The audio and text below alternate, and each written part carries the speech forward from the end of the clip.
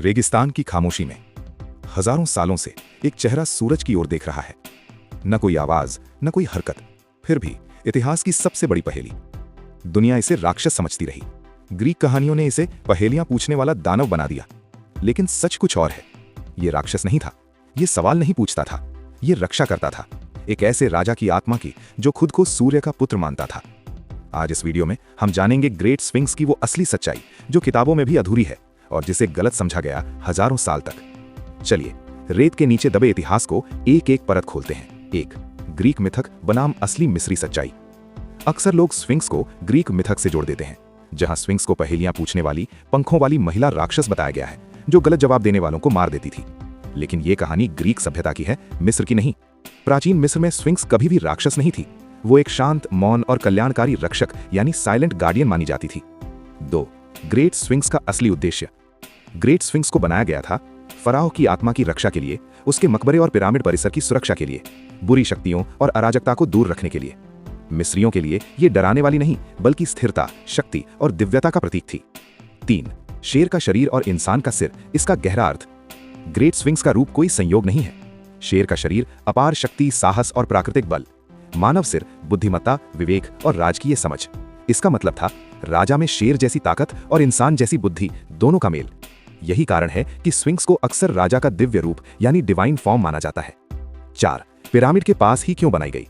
Great sphinx को जानबूझकर Giza के पिरामिड कॉम्प्लेक्स के ठीक पास राजा के मकबरे के सामने स्थापित किया गया। इसका काम था राजा की कब्र पर आध्यात्मिक प्रहरी बनकर खड़ा होना। 5, होर एम अखित, स्फिंक्स का असली नाम।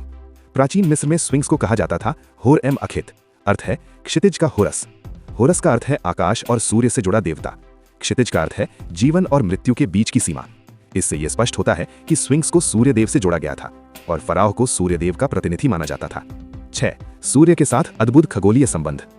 ग्रेट स्फिंक्स ठीक पूर्व दिशा की ओर देखती है, जहां से सूर्योदय होता है। विशेष रूप से विषुव के दिन उगता सूर्य सीधे स्फिंक्स के चेहरे के सामने आता है। यह इस विचार को मजबूत करता है कि मृत्यु के बाद राजा की आत्मा सूर्य के चक्र में विलीन होकर पुनर्जन्म प्राप्त करेगी। 7, ग्रीक भ्रम कैसे पैदा हुआ। बाद में जब ग्रीक लोग मिस्र पहुंचे, उन्होंने मिस्री स्फिंक्स को अपनी पौराणिक स्फिंक्स से जोड़ दिया। लेकिन ग्रीक स्फिंक्स महिला थी, पंखों वाली थी और हिंसक थी, जबकि मिस्री स्फिंक्स पुरुष रूप में बिना पंखों के शांत और स्थिरता का प्रतीक थी।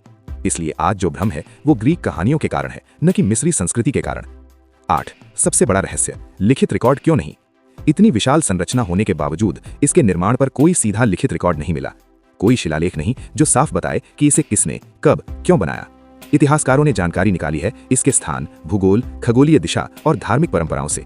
ये रहस्य इसे और भी आकर्षक बनाता है। 9, ग्रेट स्फिंक्स क्या थी और क्या नहीं। क्या थी? आध्यात्मिक रक्षक, राजकीय शक्ति का प्रतीक, सूर्यदेव से जुड़ा दिव्य चिन्ह। क्या नहीं थी? पहेली पूछने वाली राक्षस, लोगों को खाने वाली मूर्ति, डर फैलाने का साधन। निष्कर्ष, ग्रेट स्फिंक्स केवल पत्थर की मूर्ति नहीं है, यह है प्राचीन मिस्र की आत्मा, राजा की अमरता का प्रतीक और सूर्य के साथ जुड़ा एक दिव्य प्रहरी। अगर आपको ऐसी ही सच्ची ऐतिहासिक जानकारियां, छुपे हुए रहस्य और वो कहानियां पसंद हैं जो समय की रेत में दब गई थीं, तो इस चैनल को अभी सब्सक्राइब कर लीजिए, क्योंकि यहाँ कहानियां बनाई नहीं जाती, खोजी जाती हैं। हर वीडियो में एक नया रहस्य, एक भूली हुई सच्चाई और इतिहास का वो पहलू जो स्कूल की किताबों में नहीं मिलता। तो अगर आप इतिहास को सिर्फ पढ़ना नहीं, महसूस करना चाहते हैं, सब्सक्राइब जरूर करें और इस सफर का हिस्सा बनिए।